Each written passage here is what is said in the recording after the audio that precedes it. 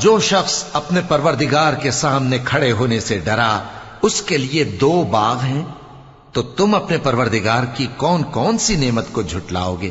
ان دونوں میں بہت سی شاخیں یعنی قسم قسم کے میووں کے درخت ہیں، تو تم اپنے پروردگار کی کون کون سی نعمت کو جھٹلاؤ گے؟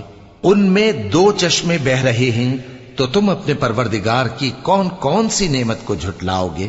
ان میں سب میوے 2 قسم کے ہیں، تو تم اپنے پروردگار کی کون کون سی نعمت کو جھٹلاؤ گے؟ اہل جنت ایسے بچھونوں پر جن کے استر اطلس کے ہیں تکیہ لگائے ہوئے ہوں گے، اور دونوں باغوں کے میوے قریب جھک رہے ہیں، تو تم اپنے پروردگار کی کون کون سی نعمت کو جھٹلاؤ گے؟